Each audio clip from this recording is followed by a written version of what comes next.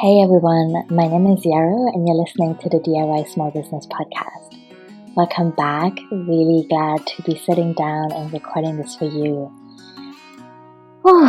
This season is changing again. We're going towards deeper winter and a new year, and I thought it would be a good time to record a bite-sized episode just around numbers because they can have such a big impact on us in business. And I, in the last 2 weeks, had a few moments of really pausing and thinking about how I relate to numbers, how I hold myself accountable, what matters to me in numbers, and how that shifted this year.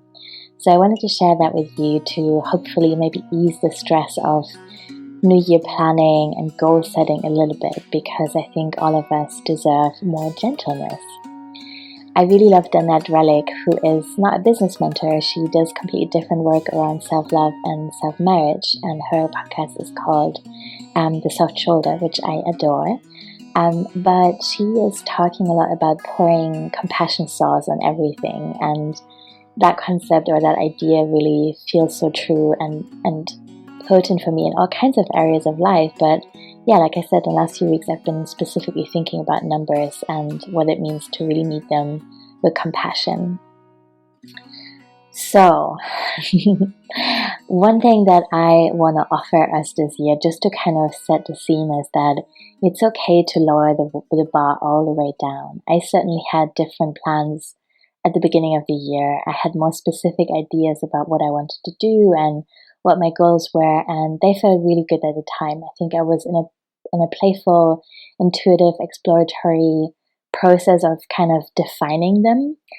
And yet, when the pandemic hit, they also just kind of shifted very quickly, and I poured love and attention and energy into different things. And I think I also want to say that maybe from the outside, it looked like I have done a lot this year. I published a book and wrote it obviously in spring in the first bigger, fuller lockdown here. And I have grown the Embodied Business community, which I love. I was fully booked with web design work most of the time, but I've also rested a lot, and I really, really lowered my expectations of myself. I gave myself a lot of time off social media, a lot of time off client calls. I limited the time that I'm available each week for people to book time with me.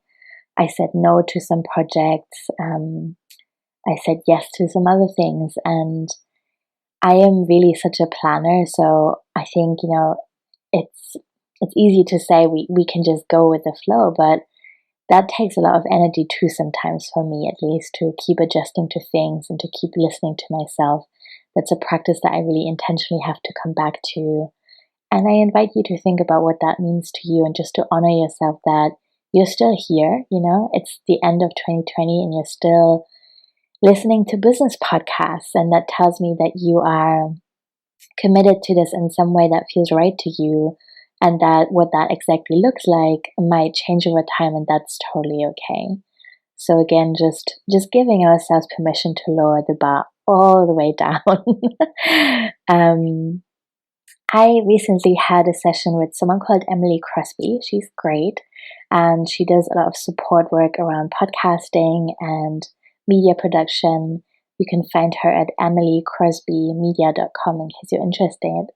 And that was really insightful because I prepared for the session with her in parts by looking at my numbers and really thinking about what I wanted to get from that session. I haven't ever really hired something out in my business apart from very briefly a few years ago. And so this has been a new experience to really say, okay, I want to bring some outside support in. And so I made a kind of sheet with my goals in business for my two businesses, and kind of gave her an overview of where I'm currently at in terms of how many listeners I have, what I'm promoting at the moment, what my week looks like, what the goals underneath all of that are. And that was really interesting. And I want to kind of flesh that out a little bit more in a moment.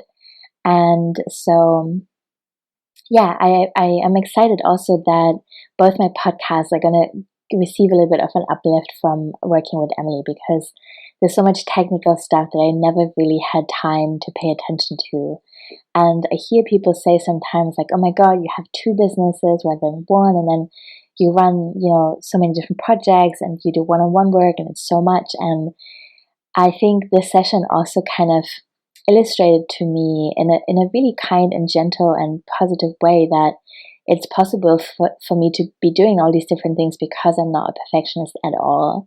And there's actually quite a few things around my podcast around meta descriptions and SEO and the way I record and the sound quality that I haven't had a chance to pay any attention to just because I allowed myself to do it in the easiest way possible for me. And that was totally right. I don't regret that. And, I think that's just been a really good day, a good way for me to just get stuff done. And now I'm at a place where I can pause a little bit and say, hey, like, is there a way to set this up in a way that's better and that's going to produce a better outcome in terms of sound quality, for example, or in terms of the people that can find the podcast that maybe haven't heard of it before. So I'm excited to implement that over the next few weeks, and I really hope that in the new year, I'll have more exciting episodes to share with you, and that it will be noticeable in some ways. And of course, if you have any feedback or if you have any topics that you want me to talk about, I'm really open to hearing that. So, trying to not to rumble too far and come back to my subject of what is enough and how do we relate to numbers. I think where I would like to begin is an invitation to think about why we look at numbers and why they matter to us. And is that this sense of they matter, is that inherent to our goals and what we believe in business, or is that an external story that we have internalized in some way? And I think this unlearning process of these external stories is really kind of an ongoing thing for me. It's not like waking up one day and being like, well, I totally play by my own rules now.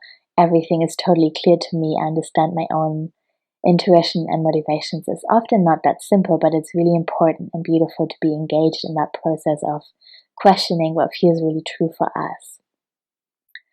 So one number segment, for example, that I am engaged with in my work is the time and how I spend it. And when I work with someone on a website, for example, I usually give them a package offer. So there's like a fixed price that they pay upfront or in installments, and then I work on the site until it's completely beautiful and in the way that they want it to be. And that means, of course, that the time I spend on each project varies a lot, so I have to price based on kind of an average.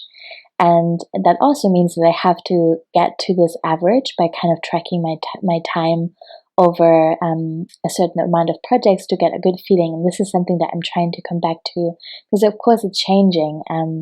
In some ways, the website I have built sometimes have been becoming more complex, have more features such as membership integrations or more complex shop setups. And in other ways, I've become faster because I've done it longer. And so really thinking about the way we spend our time, I think is beautiful and something really worth revisiting at least once a year. I don't have a particular tracking tool, but I just use an Excel sheet where I note down what I've done each week. I don't do this every week, but when I'm in a period of kind of deeper tracking and rethinking my prices, then I do that, and that feels really insightful to me. And when I think about pricing, I'm also making sure that I'm really naming what I'm spending each month on time that isn't directly paid. So that would be social media, writing newsletters, doing PR outreach, doing other kinds of admin, and I'm just kind of really acknowledging myself for doing that work and putting that time in and putting a number on that as well, I think is really good. Another angle in which I'm thinking about numbers is, what do I really need? I think this year has obviously brought up so many questions about how we live, what is good enough, what do we really need as people, what is important, what kind of industries do we want to rescue, how are we're structuring on big global scales, but also in our personal lives, like what really matters has become the question in so many ways. And money is a tricky subject. I don't want to dive too deeply into kind of money mindset work here, but one thing that I want to offer is to occasionally ask yourself what you really need and what it means to be good enough or right-sized. You might relate to this word differently, but to me, being right-sized felt really exciting to explore this year. So to thinking about how I can actually embrace limitations that I'm living with in a really positive way. So for example, in the depth of the first lockdown, really acknowledging that I needed to cut the workload I had each week way back because I was not feeling the same levels of energy. I needed more rest time to integrate, kind of being in shock in some way, being creative, just being outside with my dogs in the woods by myself. And that impacted my income, of course. And whenever I was feeling waves of anxiety around that, it felt really helpful to sit down with an Excel sheet and really ask myself, what do I really need to make sure that my basic needs are met? And from my own experience in my first few years in business, even though I was living with so much anxiety around money and basic needs being met, I wasn't always clear on that, which seems so strange to me now because clarity is something for me that really eases anxiety. And so I don't want to live with this fuzzy feeling of feeling like, oh, is it enough? Like, am I allowed to spend X? Can I really justify that? Am I going to be able to be okay and pay my rent next month and so forth? So, like having this kind of Excel sheet and having that clarity might not change the income that I have, but at least it gives me the chance to really name what I need to be okay. And then I can work towards that and really stabilize myself in that and then grow from there if I want to. But coming back to limitations, I think this year has also felt good to me to really think about the idea of an upper limit. And I know in a lot of maybe law of attraction or online internet business stuff, it's often said, like an upper limit is a bad thing. This is something we should let go of, and the sky is the limit. And I understand to some extent the sentiment, and I really am so for people dreaming bigger and, growing beyond what they can imagine right now, and, just reaching for whatever feels exciting to you. I'm really for that, but I also really like asking questions around what is a sustainable lifestyle. Like if everyone in the world had the same lifestyle as me, would we deplete the planet beyond repair? Which in some ways obviously is already what we're doing anyway, which is probably a subject for another episode. But having moved into this home that I am now has really just satisfied something inside of me that I've been feeling for a long time. I've always craved secure housing. I always wanted to own my home, paint the walls, grow a garden, and feel really rooted in one place. And I'm so grateful that I've been able to make that happen for myself this year. And having that need met also made me feel like, oh, actually, I don't want to reach beyond that. Like, this is good enough for me. It's enough space. It's a beautiful, it's a beautiful home. And I'm also really happy that I am limited in some ways by the storage space that I have, because it means I have to be really intentional with the things that I bring in here. And I really embrace that. I welcome that. I think that's really beautiful. And in the same way, in my business, there's a sense that, yes, I have a little bit of debt left that I really want to repay, and I would love to be able to donate more money, or actually, the better word is just redistribute more of the money that I'm bringing in to causes that I believe in. I certainly have goals, but there's also a sense of not continuously and forever be in a mode of growth, and really being able to embrace stagnation and rest and turning inwards and asking questions and processing experiences as well. I really value that. And so, yeah, just coming back to the question, what is good enough? What does it mean to be right-sized? And what do you really need in order to feel financially secure in numbers and also in feelings, if you want? Another thing around numbers that I wanted to share is the way it can come up on social media, or in the way more generally how our work is received. So this could be, I had X amount of likes. Is that enough? I had X amount of followers. What does that mean? And That's interesting, isn't it? And I think we're all, again, in this process of unlearning comparison and scarcity. And it's not an event, it's a process that will be ongoing. And I know you probably have heard this idea before, and I just wanted to mention it again because I think it's really powerful. But what if we pause more often and really imagine the people that have liked something or bought something from us or are on our newsletter, and imagine them standing together in a room or on a street or in a park or something. And that's feeling so beautiful to hold, to really imagine these people standing there saying yes to you and showing up for your work. And even if there's just 10 people right now, like 10 people, imagine them standing there and really sending them some love and inviting more people in, but also being really present with the people that have already said yes before we ask, how can I grow bigger in numbers and recognition?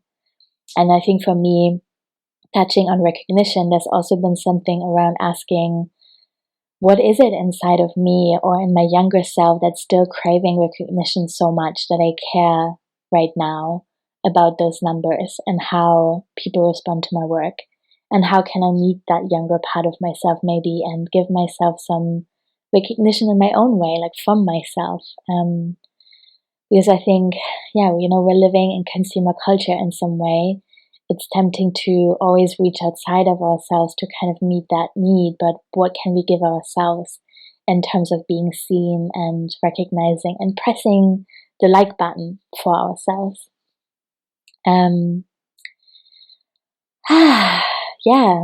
I think it also brings up questions around what it means to be creatively fulfilled. So I started a small print making practice, for example, recently. And this has been such a joy. I really enjoyed working off screen and doing something with my hands and sharing some creative ideas I had with the world on Instagram. And I want to be really honest, it did matter to me how many people clicked like, or that some people bought prints and supported my work in this way. And I think I'm just sitting with that for now, I'm just noticing that in myself, like I really appreciate that, and that's the truth, and what does that mean for my work? And again, how can I kind of build more resilience in myself by giving myself some of that feedback that I maybe want to from other people? Another thing around Instagram that I found interesting is thinking about effectiveness, and in terms of numbers, how much time are we putting into this and what are we getting from it? So I think there are so many beautiful reasons for wanting to be on social media that aren't actually about numbers or newsletter signups or sales or whatever. And I think it's important to name them and really think about them, of course. But I think it's also valid and human as a small business owner to think about, I'm putting X amount of numbers in, and beyond the beautiful feeling of connection and being seen, what does it actually do for my business? I took a 6-month social media break in 2019, which was really beautiful and refreshing and important for my business in lots of ways. I wrote a lot of zines in that time. I think that was kind of the bridge towards writing the book that I wrote this year.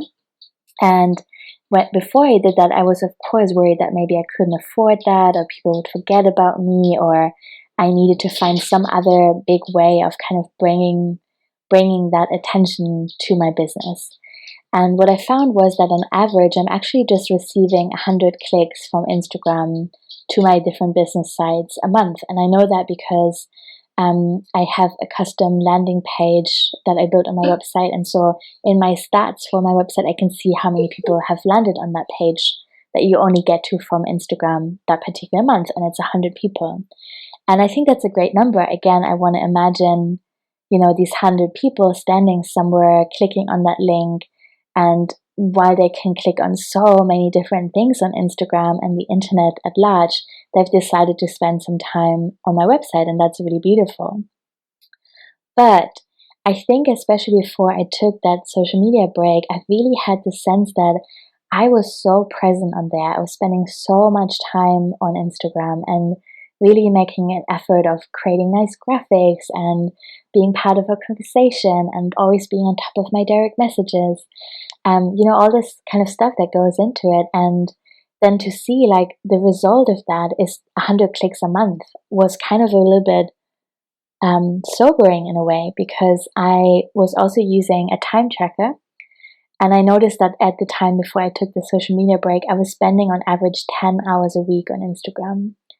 And I know this is a shocking number, and also I know I'm not alone. This is very common.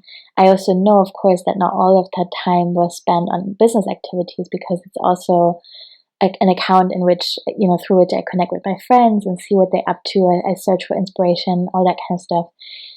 And so I can't say, well, I have put 10 hours into this, but nevertheless, on average, I was spending about 40 hours a month on Instagram, and I was getting 100 clicks.